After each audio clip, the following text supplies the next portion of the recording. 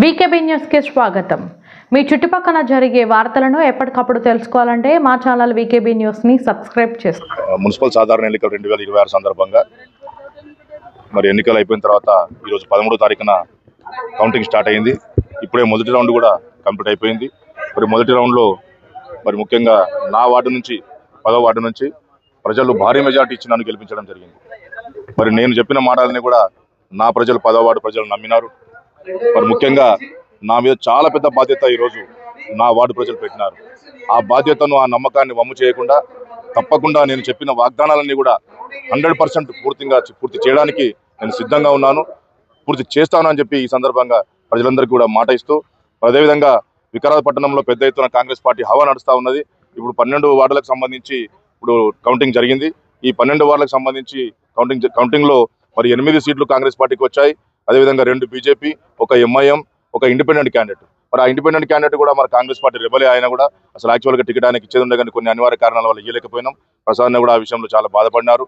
మరి ముఖ్యంగా నేను చెప్పేది ఒకటే, కాంగ్రెస్ పార్టీ హవా ఈ కాంగ్రెస్ మన వికారాబాద్ పట్టణంలో నడుస్తూ ఉన్నది, తెలంగాణ రాష్ట్రంలో కూడా నడుస్తూ ఉన్నది.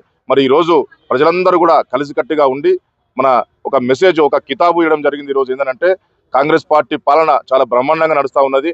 రేవంత్ రెడ్డి గారు ముఖ్యమంత్రిగా ఉన్నటువంటి రేవంత్ రెడ్డి గారు ఈ మన ఈ తెలంగాణ రాష్ట్రాన్ని చాలా చక్కగా పాలిస్తూ ఉన్నారు. మరి ఇక్కడ ఉన్నటువంటి మా స్థానిక శాసనసభ్యులు, తెలంగాణ రాష్ట్ర అసెంబ్లీ స్పీకర్ పెద్దలు గౌరవనీయులు గడ్డం ప్రసాద్ కుమార్ గారు కూడా చాలా బ్రహ్మాండంగా ప్రజల కోసం స్పందిస్తూ ఉన్నారు, అన్ని సమస్యలు తీరుస్తూ ఉన్నారు, అందుబాటులో ఉంటున్నారని చెప్పి వారు చెప్పకనే చెప్పినట్లయిందని చెప్పి సందర్భంగా తెలియజేస్తూ, మరి బీఆర్ఎస్ పార్టీ అనేది పూర్తిగా గాల్లో కొట్టుకపోయింది. ఎక్కడ కూడా బీఆర్ఎస్ పార్టీ హవా లేదు.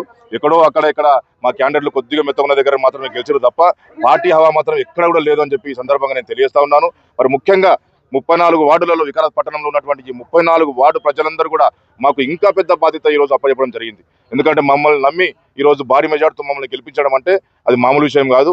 మిమ్మల్ని మేమంతా కూడా నమ్ముతున్నాం, ప్రసాద్ కుమార్ గారిని నమ్ముతున్నాం, ముఖ్యమంత్రి గారిని నమ్ముతున్నాం, కాంగ్రెస్ పార్టీని నమ్ముతున్నాం అని చెప్పి చెప్పకనే చెప్తూ మరి ఎంత బాధ్యత మేము పెడతా ఉన్నాం. మీరు తప్పకుండా ఈ ప్రాంతాన్ని, వికారాబాద్ టౌన్ను పెద్ద ఎత్తున డెవలప్మెంట్ చేయాల్సిన అవసరం ఉంది అని చెప్పి మా మీద బాధ్యత పెట్టడం జరిగింది. మరి ఆ బాధ్యతను ఎక్కడ కూడా మేము దాన్ని మర్చిపోకుండా దాన్ని ఇంకా కష్టపడి మన వికారాబాద్ పట్టణాన్ని, ప్రాంతాన్ని పెద్ద ఎత్తున డెవలప్మెంట్ చేస్తామని తెలియజేస్తూ ధన్యవాదాలు.